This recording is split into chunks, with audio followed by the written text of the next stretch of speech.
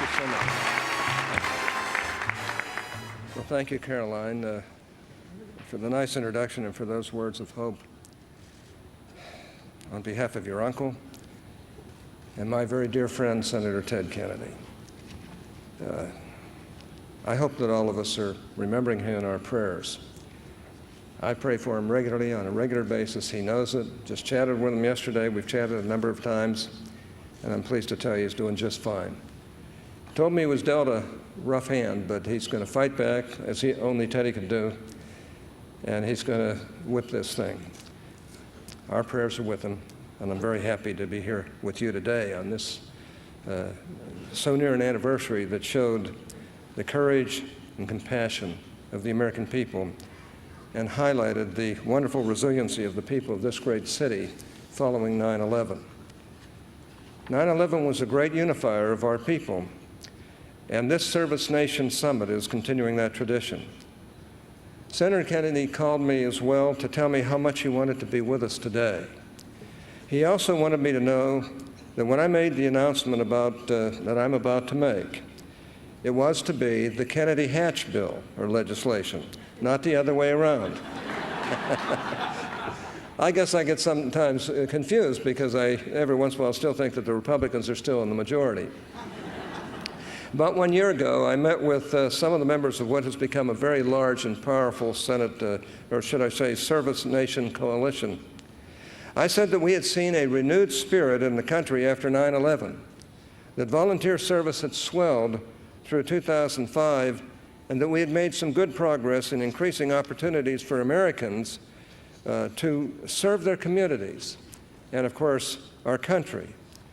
I applauded the President for his work on this front, for his call to serve in the State of the Union message, for his USA Freedom Corps, for increasing opportunities for caring adults to mentor children, and for his faith-based initiative. But I also expressed the worry that as the crisis of 9/11 faded, we needed to remind all Americans that they can join the culture of service and improve the lives of others. Senator Kennedy and I began discussions about what we might do together to marry two formerly competing visions of service. First, by supporting traditional volunteering in the tradition of President Reagan's private sector initiative and George Herbert Walker Bush's Points of Light, and second, by supporting full-time national and international service in the tradition of Presidents Kennedy and Clinton, both of whom have done a lot in this area. We decided we wanted both and to create more opportunities for Americans to serve over their lifetimes. For school children who can learn the importance of giving back at a young age, we want to help them. And tapping the talents of the longest living, healthiest, best educated, and most highly skilled generation of older Americans in our history.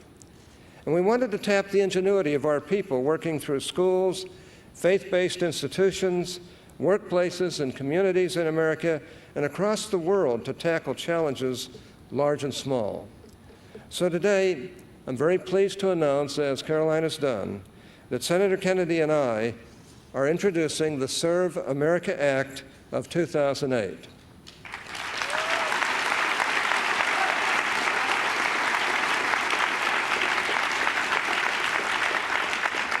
Our efforts will begin early in our schools all across America, where we can marry learning in classrooms with service in our communities.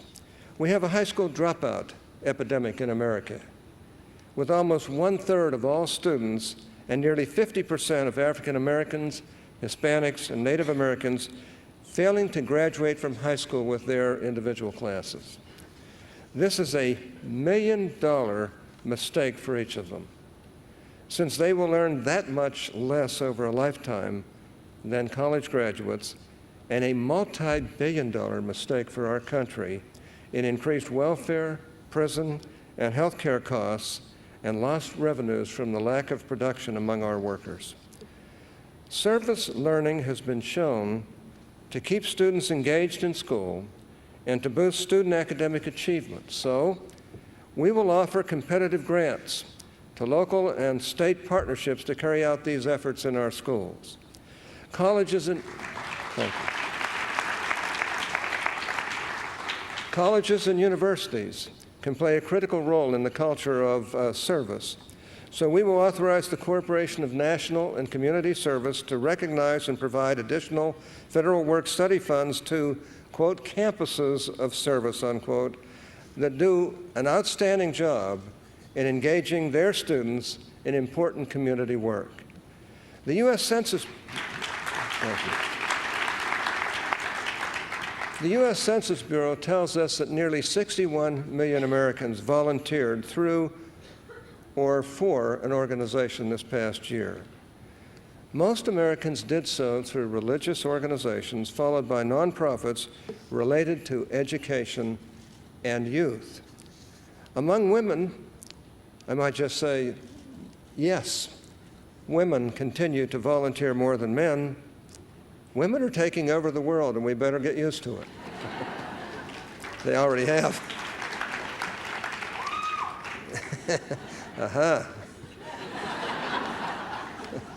While many charities believe volunteers are essential to meeting their missions, a smaller percentage of them actually invest in recruiting, training, and utilizing volunteers to meet those missions. There are always waiting lists of volunteers who want to use their time and talents, but too often they are turned away or don't come back after a bad experience. So we will invest in a new volunteer generation fund, matched dollar for dollar by the private sector, to increase the capacity of organizations to use volunteers to meet local needs, including those among the poor and the disadvantaged.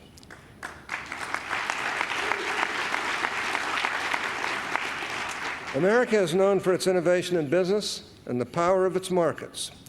We will fuel the spirit of entrepreneurship in America's nonprofit sector by creating innovation fellowships and a community solutions fund to foster and support the next generation of great ideas in the social marketplace, such as Teach for America, City Year, Habitat for Humanity, and one of my favorites, the U.S. Dream Academy, that was established to help the children of prisoners, 80 or 90% of whom went into crime themselves until the Dream Academy was established. And they're having amazing results. These are just some of the many innovative ideas of our day. These fellowships will leverage federal investments to increase local business and philanthropic resources, to address national and local challenges, and to replicate effective initiatives already underway at the state and local levels. Service clearly has been about transforming the person who serves. I saw how it changed my life as a young man when I went on a 2-year full-time service mission in the Great Lakes area. But service is also about solving problems in our nation and bringing real hope and impact on the ground in our communities. We recognize that national service programs give Americans opportunities to serve for a full year or more to tackle tough problems, and they in turn can leverage the federal investment in them to mobilize more traditional volunteers to help. Building on the efforts of previous administrations, we are, with this bill, ramping up efforts to tap the power of our nation's greatest asset, our people, to take on some of the big challenges. These challenges include improving student engagement, achievement, and of course graduation in our schools, preserving energy, preserving natural resources, providing more economic opportunity and financial literacy for the disadvantaged so that they can find productive work, and improving access to health care for the disadvantaged. And building on the excellent work of the Citizen Corps created by President Bush after 9/11, we will establish in this bill a reserve corps of former national service participants to respond to disasters of all kinds across America.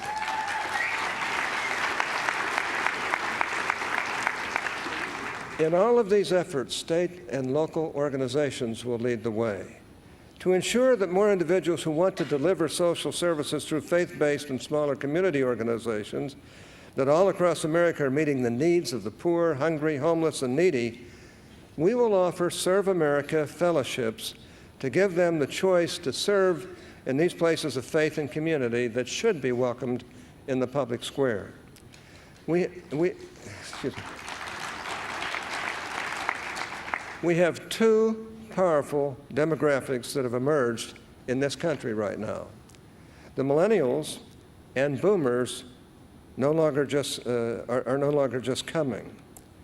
They are here, and we need to tap the talents of both groups. An AARP record released this week shows that boomers worry that they are leaving the world in worse shape than they inherited it from their parents. As a result, millions of these Americans want to increase their volunteer service. National service programs and other efforts enlisting our young people, of course, are also obviously important. But in addition to this approach, we will provide opportunities for boomers and older Americans to serve full-time, part-time, or as traditional episodic volunteers. Our bill will also provide a further incentive for these volunteers in the form of education awards that they can transfer to children and their grandchildren in exchange for their significant service.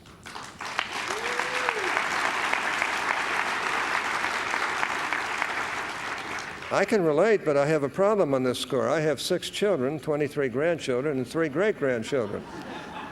I guess I'd better stay in the Senate.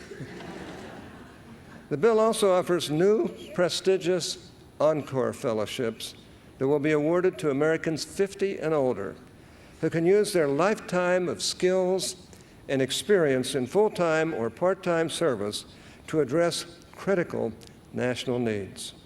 They too will receive transferable education awards. We also want to spread American compassion around the world. There have been good efforts over the last 6 years and good bills in the Congress to fulfill the promise of President Kennedy's Peace Corps and expand its numbers. As a complement to the growth in the Peace Corps, we will authorize and fund Volunteers for Prosperity, which this year alone mobilized 43,000 doctors, nurses, engineers, and other skilled Americans to meet urgent needs abroad, such as HIV, AIDS, and malaria.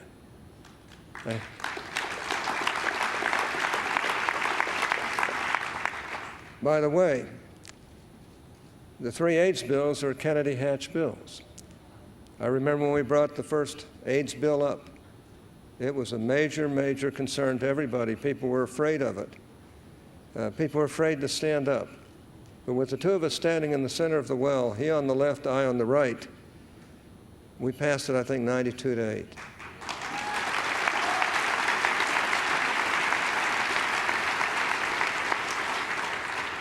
So it's always a privilege to work with my good colleague, even though we spend most of the time fighting each other.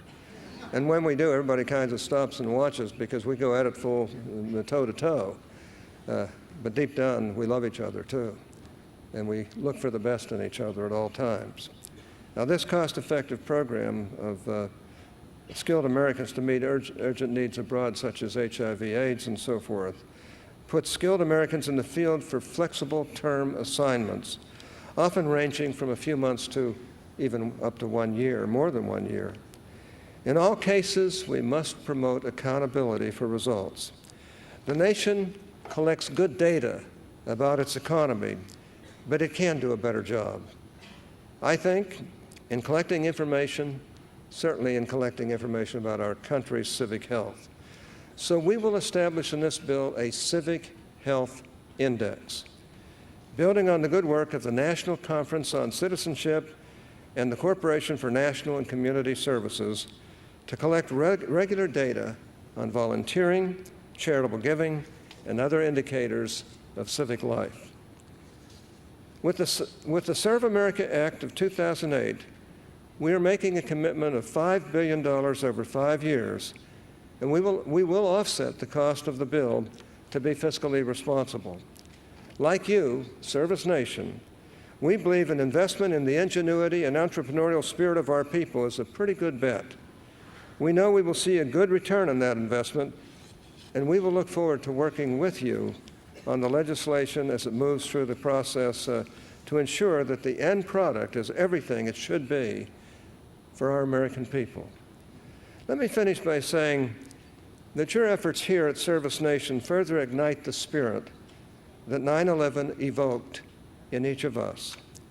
I am honored to reach across the aisle and join hands yet again with my good friend for the last 32 years, Ted Kennedy, in the spirit of bipartisanship to provide more Americans more opportunities to serve each other in the country we all love. Whenever I've had difficulties with Senator Kennedy on one of our bills or something like that, not whenever, but at least on rare occasions, I will, and he gets his back up in the air. He's hard to deal with, as you know, when he gets his back up in the air. For good or bad, I often will say to him, "Okay, Teddy, I'm going to go and see your sister Eunice." He'll say, no. Don't do that. Don't do that. We'll work it out. And we've always worked it out. Because Eunice tells him, "Don't you ever mistreat that nice young Senator Hatch." I'm only a year and a half younger than he is. But when I think of the Kennedys, I can't help but mention Eunice and Sargent and the work that they've done all over the world, year in, year out.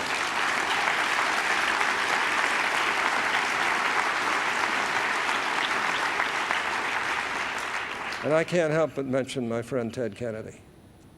Ted Kennedy is the lion of the Senate. He's certainly the leading Democrat in my lifetime. He's a man of...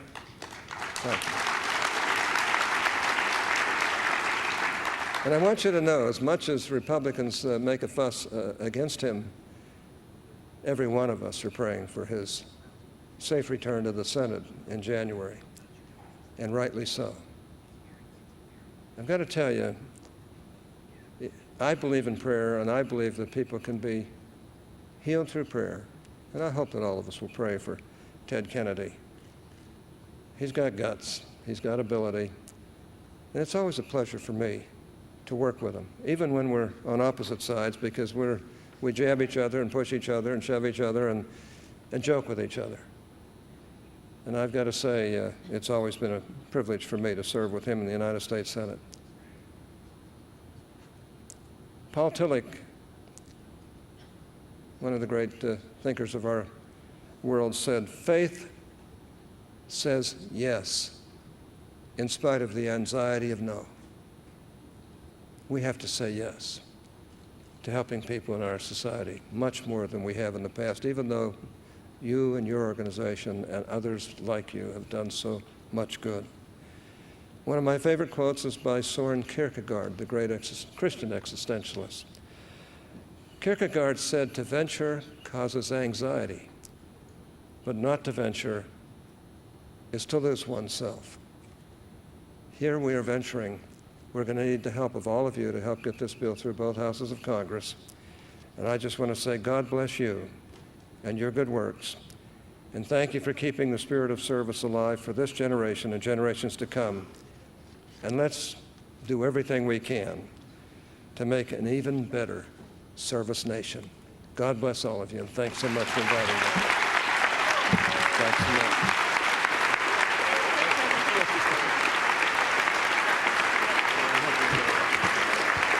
Thank you, Senator Hatch.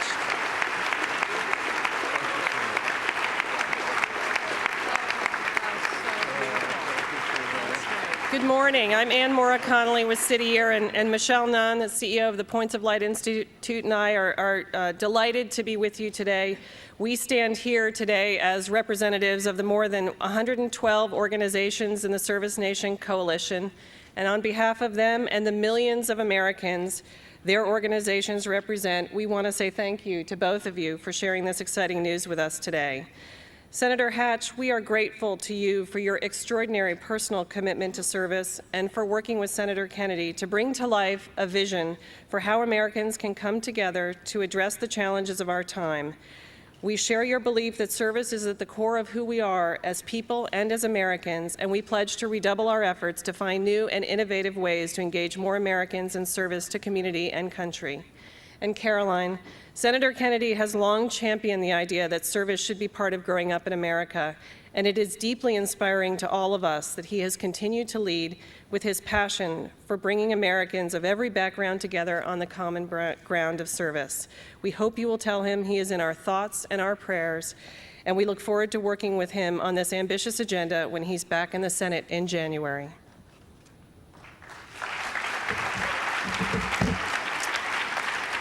So it's my honor to present the Distinguished Leadership Award for honoring the ideals that define America: liberty, equality, and justice; for believing that there is no challenge that cannot be met with the energy, creativity, and determination of the American people; for your extraordinary service to our country; for inspiring generations to serve; and for your vision and leadership; and for truly creating a nation of service. Please join me in giving the warm a round of applause and celebration for these extraordinary leaders.